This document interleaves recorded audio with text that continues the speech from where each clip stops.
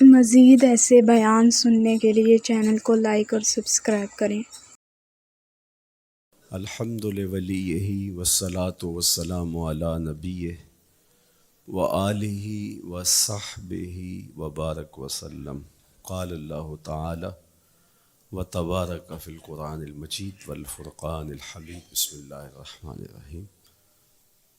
قل بفضل اللہ وبرحمتہ فبذلک فلیفرحوا۔ صدق اللہ مولانا العظیم وصدق رسولہ النبی الکریم الرؤوف الرحیم۔ اللہم نور قلوبنا بالقرآن وزین اخلاقنا بالقرآن وادخلنا الجنة بالقرآن ونجنا من النار بالقرآن۔ قال اللہ تعالی وتبارک فی شان حبیبہ مخبرا وآمرا ان اللہ وملائکتہ یصلون علی النبی یا ایہا الذین آمنوا صلوا علیہ وسلموا تسلیما۔ اللہم صلی علی سیدنا مولانا محمد معدن الجود والکرم صلاۃ و سلاما علیک یا سیدی یا رسول اللہ۔ حمد و تعریف و توصیف اللہ جل مجدہ الکریم کی ذات برکات کے لیے، رسول رحمت شفیع معظم نبی محتشم حضور ختمی المرتبت صلی اللہ علیہ وآلہ وسلم کے حضور ناز میں اپنی عقیدتوں، ارادتوں اور محبتوں کا خراج پیش کرنے کے بعد، واجب الاحترام ذوی الاحتشام معزز و مکرم سامعین، خواتین و حضرات، السلام علیکم ورحمۃ اللہ وبرکاتہ۔ کتاب رحمت قرآن مجید میں اللہ جل شانہ نے ارشاد فرمایا، اے محبوب ارشاد کر دیجئے، فرما دیجئے، قل بفضل اللہ و برحمتہ، جب اللہ کا فضل اور اس کی رحمت ہو، فبذالک فلیفرحوا، تو انہیں چاہیے کہ اس فضل و رحمت کے حصول پر، اللہ جل شانہ کی اس کرم نوازی پر فرحت کا اظہار کریں، خوشی اور شادمانی کا اظہار کریں۔ ہوا خیر مما یجمعون، اور وہ جب فرحت کا اظہار کرتے ہوئے، خوشی کا اظہار کرتے ہوئے خرچ کرتے ہیں، تو وہ خرچ کرنا اس مال سے بہتر ہے جو وہ جمع کرتے ہیں۔ تو خوشیوں کا حصول اللہ جل شانہ کا شکر واجب کرتا ہے۔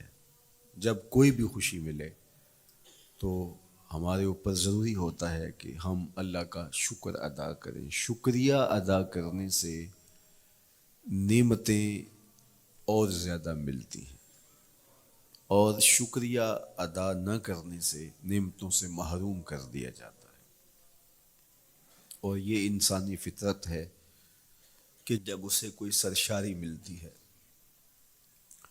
جب اسے کوئی نعمت، رحمت یا راحت پہنچتی ہے، تو وہ اس پر خوش ہوتا ہے۔ قرآن مجید میں ایک مقام پہ فرمایا وَإِذَا أَذَقْنَا الْإِنسَانَ مِنَّا رَحْمَةً فَرِحَ بِهَا، جب انسان کو ہماری جانب سے کوئی رحمت ملتی ہے تو وہ اس پہ خوش ہو جاتا ہے۔ آپ ایک چھوٹے سے بچے کی گال سہلائیں، اس کو ٹافی دیں، اس کے سر پہ شفقت سے ہاتھ رکھیں تو اس کا چہرہ کھل کے گلاب ہو جاتا ہے۔ ٹھٹھرتے ہوئے ماحول میں کسی کو روک کے گرم چائے پلا دے تو اس کی طبیعت میں سرشاری آ جائے گی اور وہ آپ کا شکر گزار رہے گا۔ تو یہ انسانی فطرت ہے، اس میں مسلمان ہونا بھی ضروری نہیں ہے کہ کسی بھی شخص کو آپ کوئی شے عطا کرتے ہیں، اسے کوئی خوشی دے دیتے ہیں، تو وہ اس سے بہت زیادہ سرشار ہوتا ہے۔ رحمتم منا، جو لفظ قرآن نے بیان کیے وہ ہے رحمتم منا، یعنی ہماری جانب سے اسے کوئی رحمت ملے۔ رحمتن نکرہ ہے یہاں، کوئی رحمت ملے، عام سی رحمت ملے، فرح بہا، تو اس رحمت کے ملنے پر وہ خوش ہو جاتا ہے. آپ کی اگر توجہ ہو تو رحمت ملنے پہ وہ خوش ہو جاتا ہے، اور اگر رحمت للعالمین مل جائیں تو پھر اس کی خوشی کا عالم کیا ہوگا، پھر اس کی مسرت کی کیفیت کیا ہو. یہ بات ذہن میں رکھیے کہ حضور کی آمد پر مسرت کا اظہار کرنا، خوشی کا اظہار کرنا، اس میں تو کوئی اختلاف نہیں ہے. امت کا کوئی بھی طبقہ اس کا انکار نہیں کرتا کہ یہ خوشی کی بات نہیں ہے. خوشی کی بات ہے. ہر دور میں اور ہر علاقے کے اپنے اظہار کے سلیقے ہوتے ہیں اور طریقے ہوتے ہیں. اگر وہ شریعت کے مزاج سے متصادم نہ ہوں تو ان کو اختیار کرنے میں کوئی حرج نہیں ہے. پھر مرور زمانہ کے ساتھ بدلتے ہوئے تقاضے ہوتے ہیں. کسی زمانے میں تلواروں کے ساتھ، تیروں کے ساتھ لڑائی ہوتی تھی اور وہ جہاد اسلامی قرار پاتا تھا. آج کی لڑائی میزائلوں کے ساتھ اور ٹینکوں کے ساتھ ہے اور یہ بھی جہاد اسلامی قرار پاتا ہے.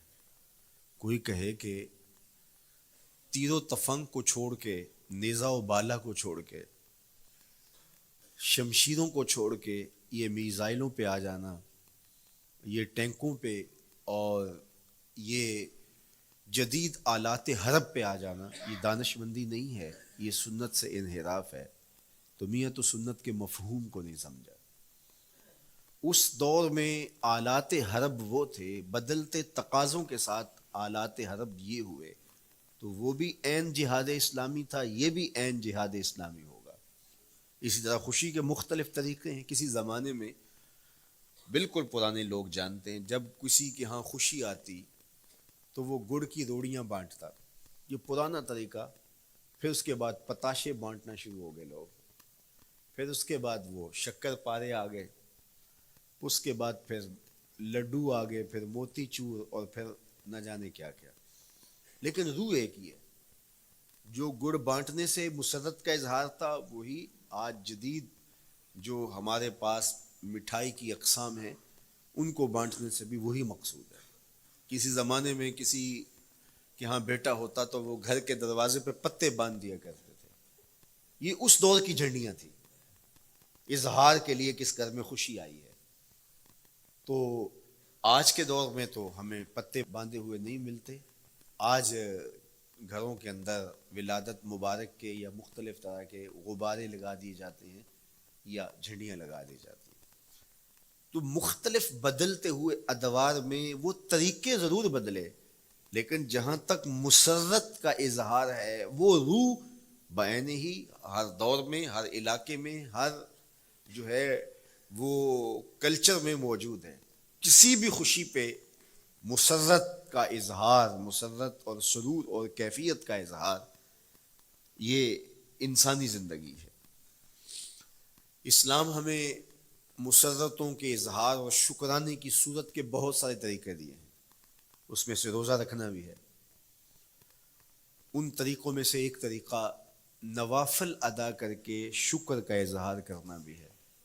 خیرات بانٹ کے لوگوں کو کھانا کھلا کے مسرت کا اظہار کرنا ہے، لوگوں کو لباس پہنا کے مسرت کا اظہار کرنا ہے. اور اسی طرح دعوت ہے. مختلف مواقع پہ مختلف چیزیں ہیں. پیر کے دن حضور علیہ السلام روزہ رکھتے تھے. پوچھا حضور آپ پیر کے دن روزہ کیوں رکھتے ہیں؟ قال فیہ ولدت، کہا اس دن میں پیدا ہوا تھا. تو اپنی ولادت کا حضور دن پیر روزہ رکھ کے اللہ کے شکرانے میں دن گزارتے تھے. گو حضور علیہ السلام کی زندگی کا ایک ایک لمحہ رب کے تشکر میں بسر ہوتا ہے.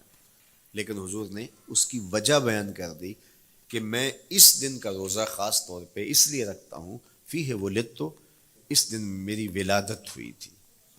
اللہ اکبر. تو حضور کی ولادت اللہ کی بہت بڑی نعمت، اور اس پر شکرانہ خود میرے حضور نے ادا کیا ہے.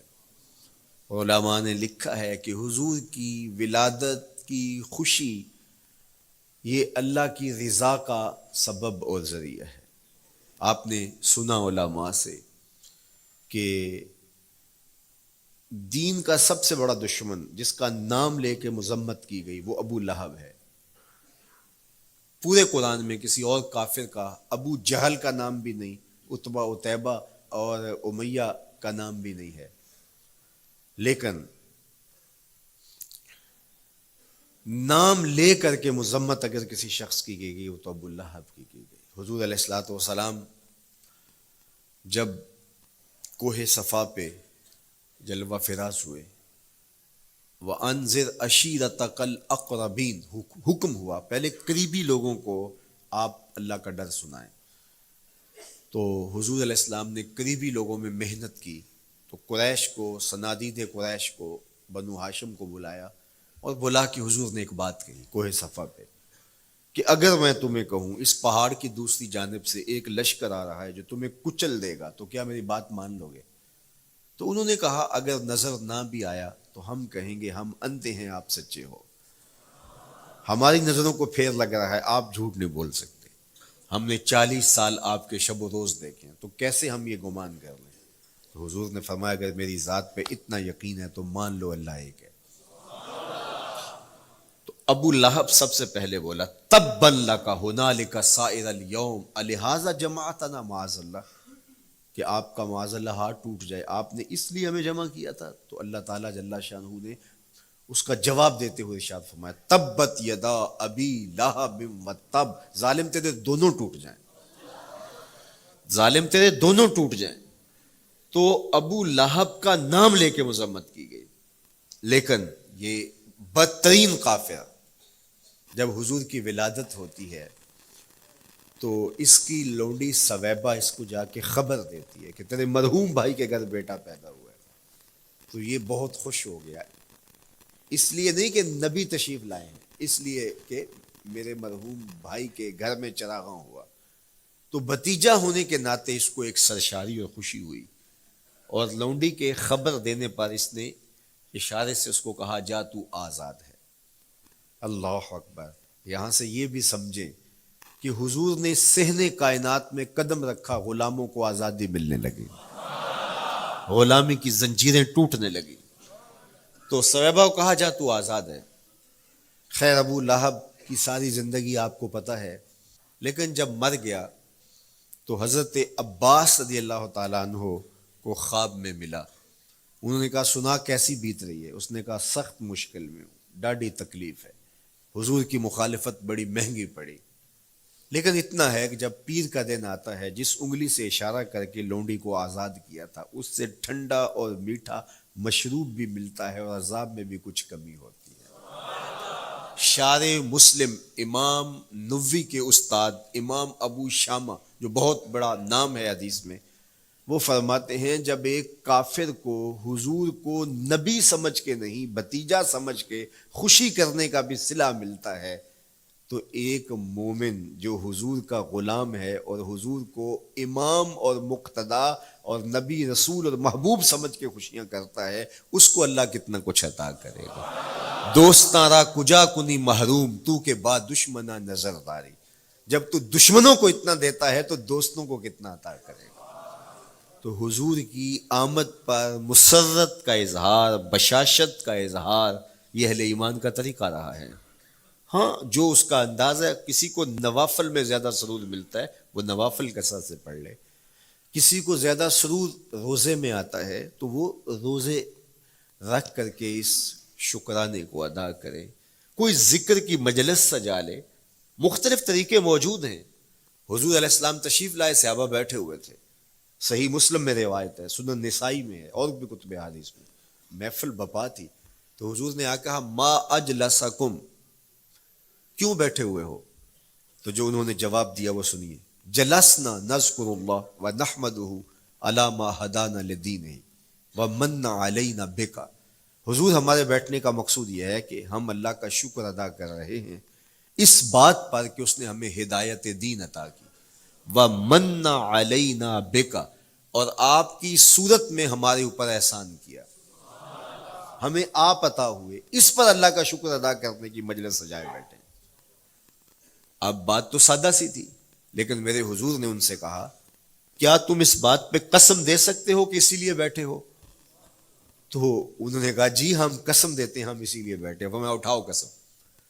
تو صحابہ نے باقاعدہ قسم دی، ہم قسم اٹھاتے ہیں ہمارے بیٹھنے کا مقصد یہ ہے کہ اللہ کا شکر ادا کر رہے ہیں، اور آپ کی صورت میں جو انعام خداوندی ملا ہے اس پر اللہ تعالیٰ کا شکریہ ادا کر رہے ہیں۔ حضور نے باقاعدہ ان سے قسم لی اور انہوں نے باقاعدہ قسم دی۔ اب صحابہ کو حیرت تو تھی کہ یہ موقع قسم کا تو نہیں تھا، لیکن حضور نے قسم لی ہے، کیوں؟ حیرت و استجاب کی کیفیت تھی۔ حضور علیہ السلام نے فرمایا صحابہ میں تم سے جو ابھی قسم لی ہے یہ کسی تہمت کی بنیاد پر نہیں لی، یعنی تمہارے قول کی صداقت میں مجھے کوئی شک نہیں تھا کہ میں نے قسم سے تصدیق کی ہو، بلکہ اس کا سبب اور تھا۔ بعض اوقات قسم اس لیے کی جاتی ہے کہ کسی متردد ذہن کو مطمئن کرنا ہوتا ہے، اور بعض اوقات قسم واقعہ کی اہمیت کو بڑھانے کے لیے کی جاتی ہے۔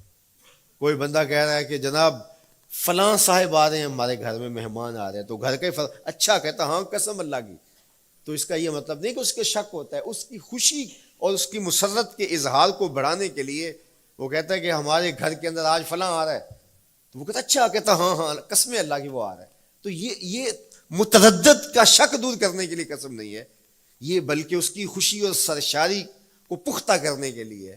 تو عربوں میں قسم مختلف وجہ سے کی جاتی تھی، تو حضور نے فرمایا یہ جو میں نے تم سے قسم لی ہے یہ کسی تہمت کی بنیاد پہ نہیں لی، بلکہ اس قسم کا سبب کیا ہے سنو۔ پھر حضور نے خود بتایا، فرمایا تم یہاں بیٹھے تھے، میں حجرے میں بیٹھا تھا، اتانی جبریل علیہ السلام، میرے پاس جبریل امین حاضر خدمت ہوئے، فاخبرنی ان اللہ یباہی بکم الملائکہ، تو مجھے انہوں نے خبر دی ہے، محبوب ذرا باہر تو نکل کے دیکھو، صحابہ تمہارے اس عمل پر اللہ فرشتوں میں ناز کر رہا ہے، اللہ فرشتوں میں فخر کر رہا ہے کہ دیکھو میں نے ان کو نعمت دی، کتنے قدردان نکلے، اس نعمت کا شکرانہ ادا کر رہے ہیں۔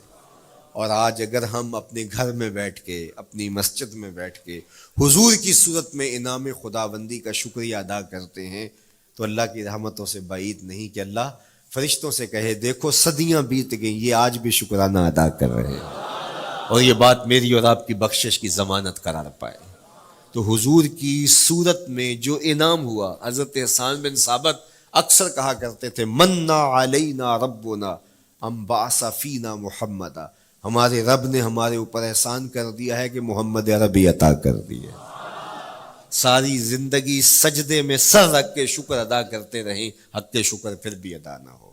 میں تو کہا کرتا ہوں ہمارے بدن پہ اتنے بال نہیں ہیں جتنے رسول اللہ کے احسانات ہیں، ہمارا بال بال قرض رسالت میں جکڑا ہوا ہے، ساری زندگی ان کے گیت گائیں۔ میں ایک رات کے میلاد کا صرف قائل نہیں ہوں کہ ایک رات میلاد کر لو اور پورا سال چھٹی، ساری زندگی حضور کا نام جپو، ساری زندگی حضور پہ درود پڑھو، لمحہ لمحہ حضور کے ذکر کا چراغاں کرو، صرف اپنے گھروں میں، اپنی چہار دیواریوں میں اور اپنے بازاروں میں جھنڈیاں ہی نہ لگاؤ، بلکہ دل کے ایک ایک پرت پہ نام محمد کی جھنڈی لگاؤ۔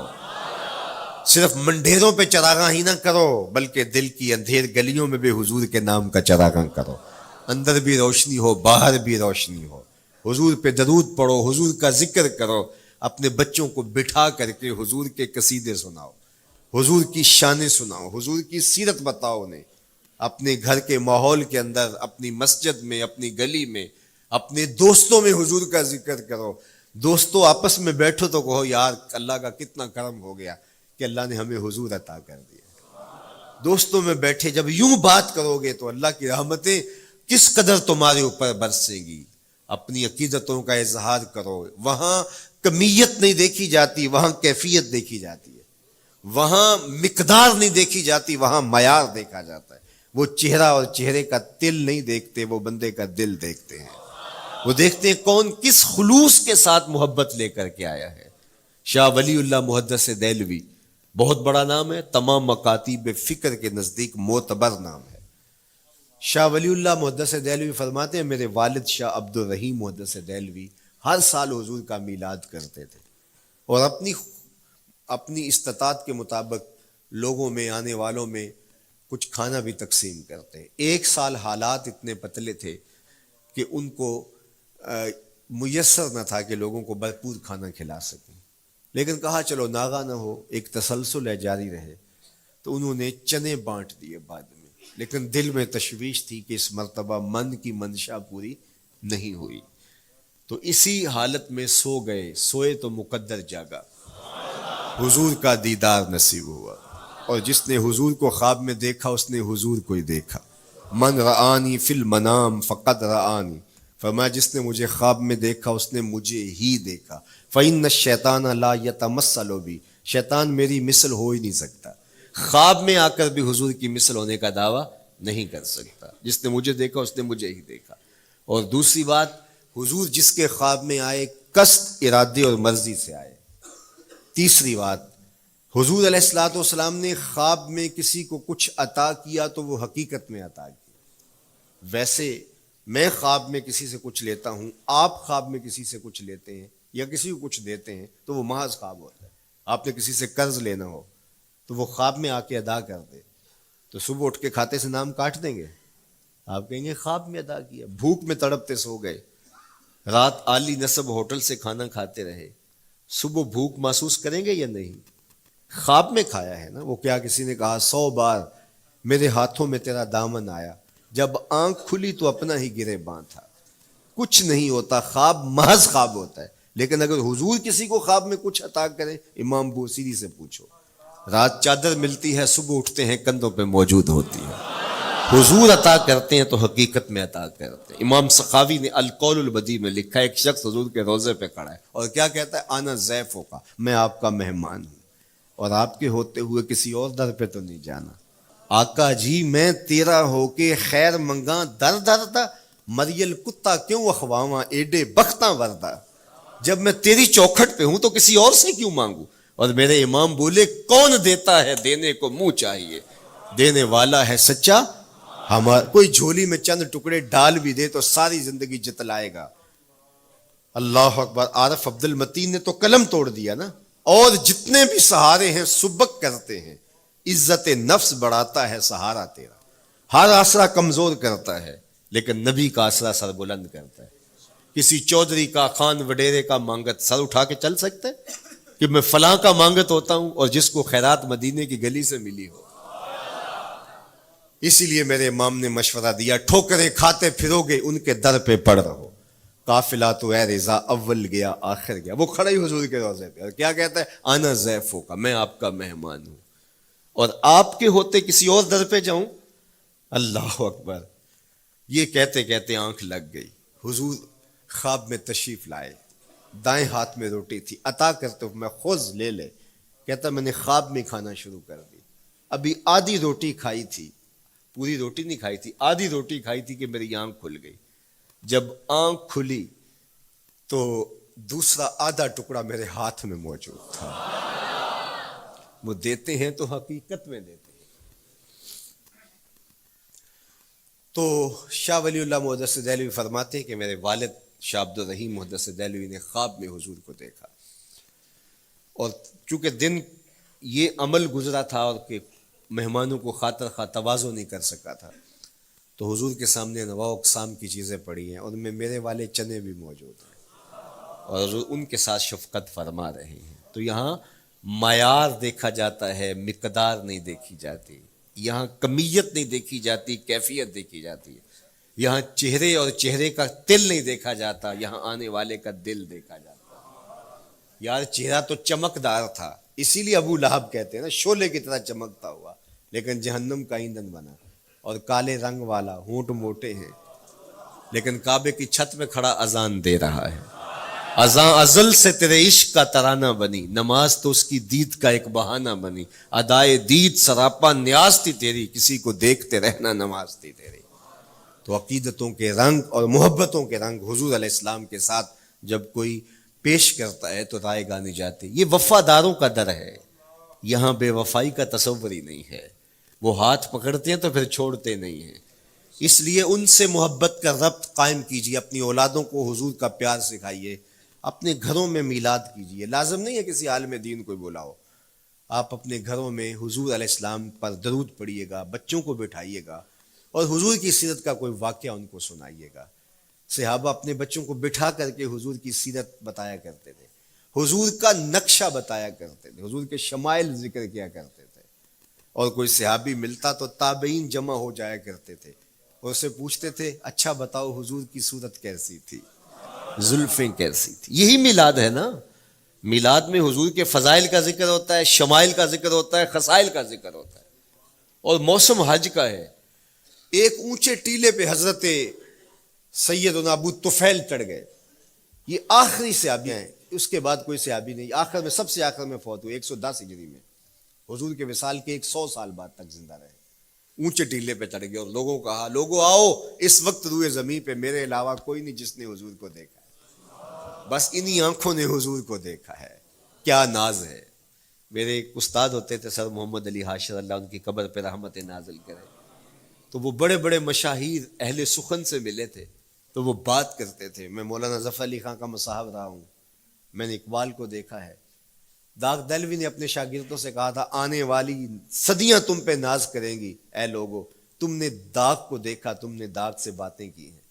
یار جس نے داغ دہلوی کو دیکھا ہے وہ تو ناز کریں، جس نے اقبال کو دیکھا ہے وہ تو فخر کریں، جو مشاہیر اہل سخن کے پاس بیٹھتا رہا ہے وہ تو فخر کریں، اور جس کی آنکھوں نے جمال محمد عربی دیکھا ہے وہ اپنے مقدر پہ ناز کیوں نہ کریں۔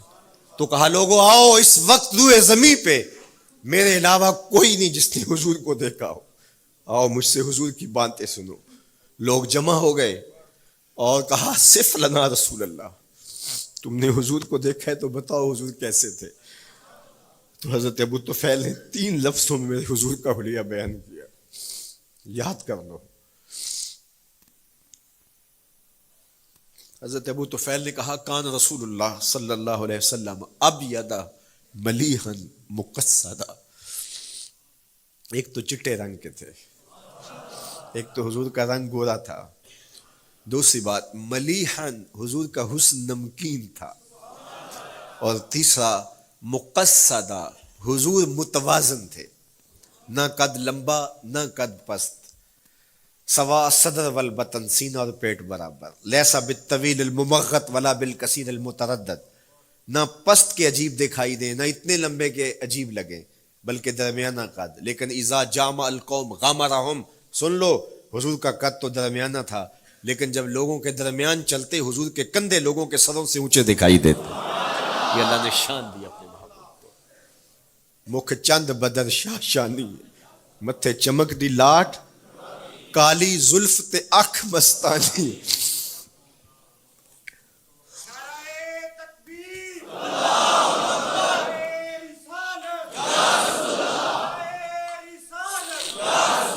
کالی زلف تے اکھ مستانی ہیں، مخمور رکھی ہیں مد بھریاں۔ میں آپ کو مدینے کی گلی میں لے جانا چاہتا تھا کہ حضور علیہ السلام کی جب آمد ہوئی تو اہل مدینہ نے کس طرح جلوس نکالا، وہ عقیدتوں کے کیا رنگ تھے، لیکن وقت سمٹ گیا۔ لیکن اتنا سن لو کہ جب حضور تشریف لائے تو جنوبی سمت سے حضور آئے تھے، جب انہوں نے دیکھا نا تو اچانک وداع کے پہاڑوں کی اوٹ سے حضور دکھائی دیے، تو سیاہ پہاڑ ہیں تو ان سے جب حضور کا چمکتا ہوا چہرہ دکھا نا تو بے ساختہ انہوں نے کہا طلع البدر علینا، وہ دیکھو چاند چڑھ گیا ہے، طلع البدر علینا، وہ دیکھو چاند چڑھ گیا۔ یہ شاعری خود بخود ہوتی ہے، خود بخود ترتیب، ایک ہوتی ہے آورد، ایک ہوتی ہے آمد، یہ آمد ہے، طلع البدر، وہ دیکھو چاند چڑھ گیا۔ من ثنیات الوداع وجب الشکر علینا، مورخ اسلام حفیظ جالندری نقشہ کہتے ہیں جنوبی سمت سے اٹھا ایک نوری غبار آخر، جنوبی سمت سے اٹھا ایک نوری غبار آخر، سواد شہر میں داخل ہوا ناکا سوار آخر، زباں پر اشرق البدر علینا کی صدائیں تھیں، دلوں میں ما دعا للہ دائی کی دعائیں تھیں، نبوت کی سواری جس طرف سے ہو کے جاتی تھی، درود و نعت کے نغمات کی آواز آتی تھی، کہیں معصوم ننھی بچیاں تھیں دف بجاتی تھی، رسول پاک کی جانب اشارے کر کے گاتی تھی، اور کہتی کیا تھی ہم ہیں بچیاں نجار کے عالی گھرانے کی، خوشی ہے آمنہ کے لال کے تشریف لانے۔ خوشی ہے آمنہ کے لال کے عجیب رنگ بکھرے ہوئے تھے. حضور نے جب بچیوں کو دیکھا تو فرمایا تم مجھ سے محبت کرتی ہو؟ انہوں نے کہا ہم دل و جان سے آپ سے پیار کرتی ہیں. تو حضور نے فرمایا واللہ انا احبکن، اللہ کی قسم میں بھی تم سے پیار کرتا ہوں، میں بھی تم سے پیار کرتا ہوں. لوگ گھروں کو سجائے بیٹھے، ہلم الینا یا رسول اللہ الی العدد والعدۃ والمن، حضور آ جاؤ نا، آ جاؤ، ہمارے پاس اسلحے بھی ہیں، کسی نے حملہ کیا توڑ کے رکھ دیں گے، ہمارے بڑے بڑے گھر ہیں، مہمان آئے سنبھال لیں گے، رک جاؤ نا ہمارے گھر. اب اتنے چاہنے والے ہوں تو کس کو پذیرائی دیں. حضور اونٹنی کی مہار گردن پہ ڈالتے، فرماتے خلو سبیلہا ناقتی مامورۃ من اللہ، اس کی راہیں چھوڑ دو، یہ اللہ کے حکم کی پابند ہے. کہتے ہیں لوگوں نے اونٹنی کو چارہ دکھانا شروع کر دیا کہ چلو اونٹنی بیٹھ جائے. اللہ اکبر، پانی ہڑا نو لوڑ کی راہ براندی، پہنچے آپ دریار سرکار یارا. یار جب محبت پیدا ہوتی ہے یار منانے کے ڈھنگ بھی سیکھ لیے جاتے ہیں، محبت بتا دیتی ہے محبوب کو کیسے منانا ہے. لیکن حضور فرماتے خلو سبیلہا ناقتی مامور، راہیں چھوڑ دو، میری اونٹنی اللہ کے حکم کی پابند ہے، یہ سبز چاروں کے لالچ میں آنے والی نہیں ہے، چھوڑو چھوڑو اس کا راستہ. اللہ اکبر، جب بنو نجار کے محلے سے حضور گزرے، یہی بچیوں نے تالا البدر علینا پڑھا تھا، اور یہی محلہ حضور کے ننیال کا محلہ تھا. انہوں نے جو لفظ کہے امام صالحی نے، اللہ ان کی قبر پہ کروڑوں رحمتیں نازل کرے. سبل الہدا والرشاد میں نے کئی مرتبہ یہ مقام پڑھا ہے، باب الہجرہ مسلم شریف باقی کتب حدیث میں بھی ہے، لیکن امام صالحی نے بہت ساری حدیث جمع کی ہیں، اور انہوں نے یہاں جو منظر بیان کیا ہے، انہوں نے جو لفظ کہے نا، جب حضور آئے بنو نجار کے محلے سے گزرنے لگے تو ذرا لفظوں کی چاشنی دیکھیے، ان لفظوں سے ٹپکتے شہد کو دیکھیے.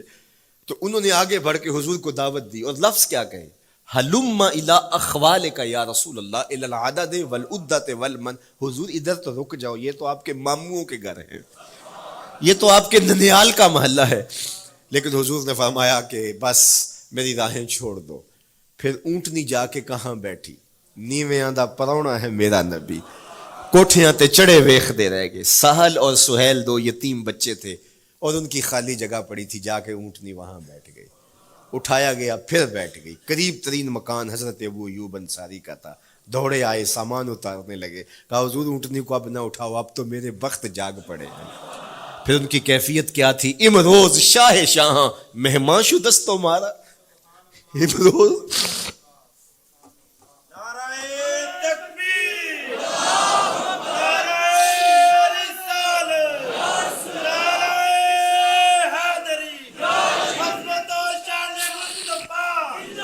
امروز شاہ شاہاں مہمان شدست و مارا، جبریل با ملائک درباں شدست و مارا. وہ کہتے ہیں آج شاہوں کا شاہ میرے گھر کا پرونا بن گیا ہے. یہ ابو ایوب انصاری کے جذبات ہیں. آج شاہوں کا شاہ، آج خسرو حسینہ ماہ نازنینہ، آج امام الانبیاء میرے گھر کا پرونا بنا ہے. کہاں میں کہاں نکھتے گل، باد صبا تیری مہربانی. کبھی اونٹنی کے پاؤں چوم رہے ہیں، تیرے وقت کے تو میرے گھر تک لے آئی. تو کہا امروز شاہ شاہاں مہمان شدست و مارا، آج شاہوں کا شاہ میرے گھر کا مہمان ہے. پھر آگے کیا کہتے ہیں، جبریل با ملائک درباں شدست و مارا. لوگوں جبریل کو دیکھو، آج میرے گھر کا پیرا دے رکھا ہے، آج میرے گھر کا چوکی دار بنا ہوا ہے، کیونکہ میرے گھر میں حضور ٹھہرے ہوئے ہیں. تو کیا حضور کی آمد کا جلوس تھا یار. صحابہ نے جو حضور کے آمد کا جلوس نکالا، ہم تو وہ رنگ پیش نہیں کر سکتے، لیکن میں آپ کو کہوں گا درود پڑھتے ہوئے آج جلوس میں شامل ہوں، حضور کے ذکر سے سرشار ہو کے جلوس میں شامل ہوں، اور پورے نظم کے ساتھ. اگر آپ کے جلوس میں کوئی کسی کی گاڑی گھس بھی آتی ہے، اس کو پیار دینا، اس کو راستہ دینا، اور اس کو حضور کی رحمت کا احساس ہو کہ یہ رحمت کو ماننے والے لوگ ہیں، اور حضور پہ درود پڑھتے رہنا، عقیدتوں کے رنگ میں رہنا. امید ہے کہ جس طرح حضور نے بچیوں سے کہا جو حضور کے جلوس میں شامل تھیں کہ کیا تم مجھ سے محبت کرتی ہو، تو انہوں نے کہا جی جی، ہم اسی لیے تو آپ کے قصیدے پڑھ رہی ہیں. تو حضور نے فرمایا واللہ میں بھی آپ سے محبت کرتا ہوں. تو ہو سکتا ہے حضور ہمیں فرمائیں میرے میلاد کے جلوس میں آنے والوں میں بھی تم سے محبت کرتا ہوں. اللہ آپ کو سلامت رکھے. وآخر دعوانا ان الحمدللہ.